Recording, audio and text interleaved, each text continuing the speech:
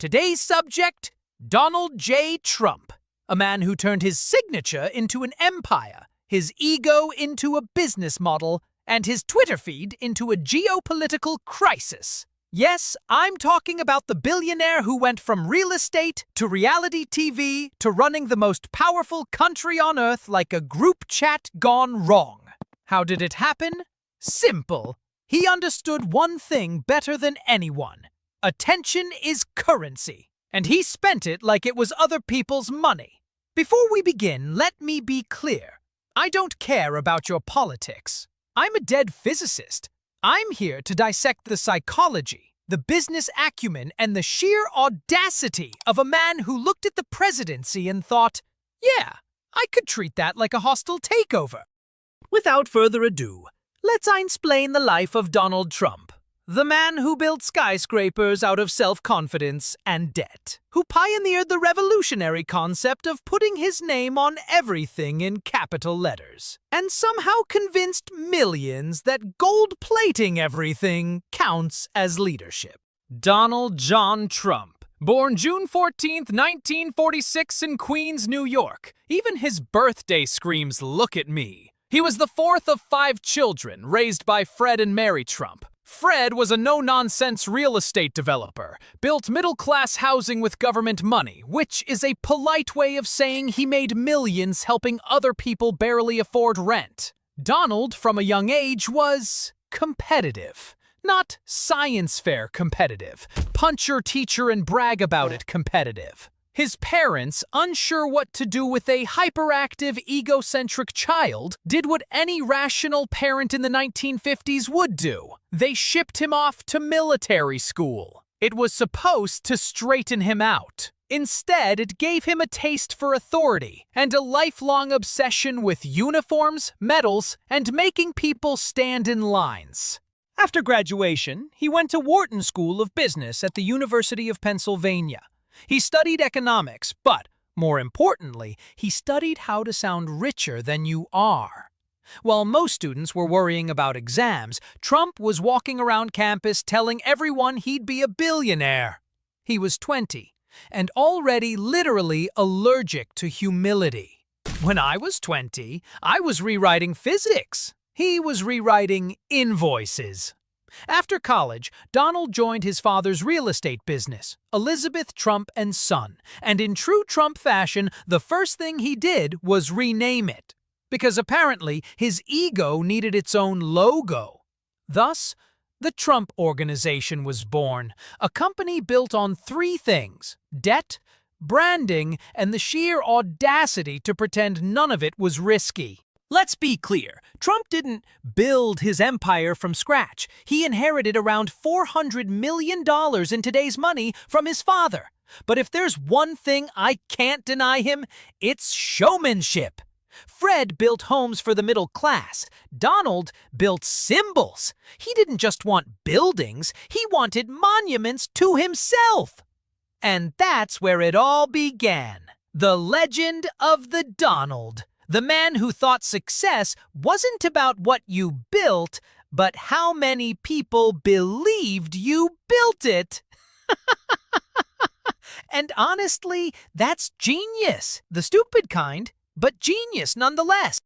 So young Donald steps out of Queens with his father's money and a Manhattan-sized ego. His goal? Simple. Make the name Trump mean success. Subtle as a marching band in a library. It's the late 1970s. New York is broke, grimy, and half on fire.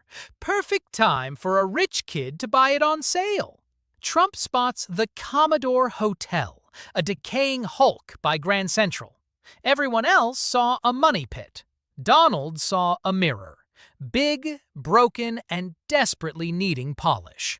He cuts a deal no one thinks will work. Government tax breaks, Hyatt partnership, borrowed cash. Next thing you know, the Grand Hyatt Hotel opens. Shiny glass, fake marble, and a press conference louder than the construction noise. I have to hand it to him. I waited years for people to understand relativity. He got instant credit for other people's capital. The press eats it up. Young mogul revives Midtown. He's 34, photogenic in that rich vampire way. And he realizes something crucial. Fame is cheaper than competence. He launches Trump Tower next. Bronze glass, pink marble, a 60-foot waterfall that sounds like money being flushed down the toilet. The building becomes a monument to ego and excess. People love it, because people always love shiny things they can't afford. Humans. You see gold, you assume value. Meanwhile, I published equations on light speed. Still waiting for my golden elevator. Trump starts licensing his name to everything. Casinos, airlines, vodka, board games, and probably pets if someone had offered. The business model is simple. Sell the illusion, not the asset. It works. Until it doesn't. The late 80s arrive. Wall Street crashes. The casinos crumble. And his empire wobbles like his toupee in the wind. But Trump doesn't flinch. He's not in the real estate business. He's in the attention business. And attention, unlike money, never runs out.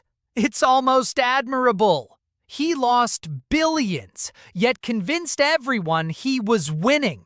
That's not failure. That's physics-defying confidence.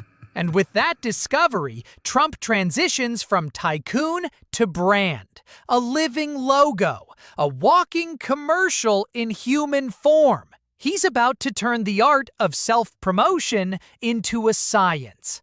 Unfortunately for humanity, it works. Here's the thing about Donald Trump. He's not just a businessman, not just a showman. He's an idea wearing a suit. And that idea is, reality is whatever I say it is. It's not economics, it's psychology. He built his entire empire on 4 unshakable principles. Perception is profit. Repetition creates truth. Confidence beats evidence. And put your name in all caps on as many things as possible. It's beautiful in a terrifying way. He treats human belief like a stock price. If it's high enough, it doesn't matter what's underneath. Trump's superpower was never wealth. It was certainty. He talks like every sentence is a victory parade. No hesitation, no doubt. If he said he could build a better moon, half the world would ask when the launch is. And here's the dirty secret. Humans worship confidence. You could whisper the truth, or you could shout a lie with perfect posture. Guess which one trends? I spent my life proving theories that took decades to validate. Trump proved that validation is optional. That's nice. He learned early that the media doesn't care about accuracy. It cares about spectacle. So he fed it headlines like a zookeeper throwing meat to lions. In the 1980s, he personally called gossip columns pretending to be his own PR agent, John Barron. He'd brag about Trump's wealth, love life, deals in the works. In other words, he literally astroturfed his own legend. I had relativity. He had aliases, different equations, same result. Attention. The more outrageous the claim, the more airtime he got. And the more airtime he got, the richer he became. He turned chaos into cash flow. He was the product. Trump doesn't see the world as systems or truths. He sees it as transactions. Every interaction must pay out. Money, fame, loyalty, or control. Friends are leverage. Enemies are marketing. Truth is optional. And failure? That's just fake news. It's the entrepreneur's mindset with the empathy of a bulldozer. And to be fair, it works.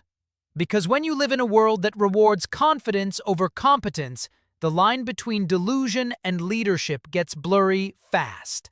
You call it narcissism. Wall Street calls it vision. America calls it primetime television. At his core, Trump believes that identity is more powerful than truth. That's why his buildings, his hats, his everything scream Trump. It's psychological warfare through typography. He once said, "As long as you're thinking anyway, think big." Not bad advice.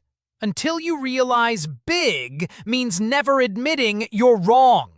He built a life where being loud was a survival mechanism, and contradiction was a feature, not a flaw. Every myth eventually hits gravity, even the loud ones. By the late 90s, Trump's business empire was wobbling, like one of his towers in a hurricane of debt. His casinos? Bankrupt. His airline? Grounded. His ego? Untouched. But remember, failure doesn't destroy him, it feeds him. He doesn't disappear after losing. He reappears louder. He understands the first law of modern fame. Controversy is a renewable resource. So what do you do when your buildings aren't enough to hold the spotlight? You move into television. In 2004, NBC gives him a platform, The Apprentice. And just like that, he rebrands from failed mogul to national business prophet. The show is perfect propaganda. Slow pans of marble, ominous music, and Trump firing people for ratings. He turned unemployment into entertainment. Brilliant. Terrifying. Both. That show rewired how America saw him. He wasn't a tabloid clown anymore. He was the boss. And for millions watching, he became the living symbol of success. Wealthy, decisive, confident, untouchable. What's ironic is that The Apprentice made him more money than any of his actual businesses ever did. Turns out, the most profitable thing Trump ever built was Trump. Then, 2015, he descends an escalator, golden obviously, and announces he's running for President of the United States. Everyone laughs. The press calls it a stunt. But they still cover it non-stop. And that's all he needed. Oxygen. He speaks in soundbites, insults opponents like a schoolyard bully, and turns every debate into a frickin' television episode. I spent years explaining how time can bend. He spent 10 minutes proving reality can. The shocking part? It worked, because he understood something politicians didn't. The camera doesn't care if you're right. It cares if you're interesting. He wins the frickin' presidential election in 2016. And suddenly, the most powerful office in the world belongs to a man who tweets foreign policy, in all caps of course, at 3 a.m. His presidency was... what's the word? Ah, yes. Volatile. Every week was another headline, another scandal, another performance. He ruled through chaos, not by accident, but by design. When the spotlight's everywhere, no one knows where to look. Economy booms, markets surge, Twitter lights on fire. Half the country calls him a savior, the other half calls him a comic book villain with a Twitter account, but with better hair. Then, 2020, pandemic, division, election. His greatest skill, attention manipulation, finally turned on him. After 4 years of noise, people stopped hearing words and started hearing static. He leaves office louder than ever, still claiming victory, still demanding belief, still doing what he does best, refusing to lose in public. I've seen supernovas collapse with more dignity. So what's his legacy? He didn't just shape politics, he reprogrammed it. He taught every future leader one brutal truth. You don't need integrity if you have attention. He turned media into a mirror and made the world stare at itself. Some saw genius, others saw madness. I see a case study in human psychology, proof that confidence, repeated endlessly, becomes its own reality. Trump didn't invent the modern world. He just sold it better than anyone else. So, what do we learn from Donald Trump? That in the modern world, attention is power, and truth is optional. He turned his name into a global brand, his brand into a movement, and that movement into an alternate universe where facts are negotiable. He wasn't the first man to chase power, but he might have been the first to monetize it in real time. I spent decades trying to make humanity understand time, and this man used it to run a reality show from the Oval Office. Still, I can't say I'm surprised. Humanity has always preferred the loud over the wise. It's why people buy lottery tickets instead of books. Trump understood that better than anyone. He knew people didn't want truth. They wanted a story. And he gave them one, with gold trim, a catchphrase, and just enough outrage to keep the lights on. For all his chaos, he tapped into something real. A primal hunger to matter, to win, to be seen. And that's what makes him both fascinating and terrifying. Because Donald Trump didn't just reflect the modern world. He defined it. Well, thanks for listening to me Einsplain our miraculous supreme leader. Now, if you'll excuse me, I'm off to gold plate my chalkboard. Seems to work.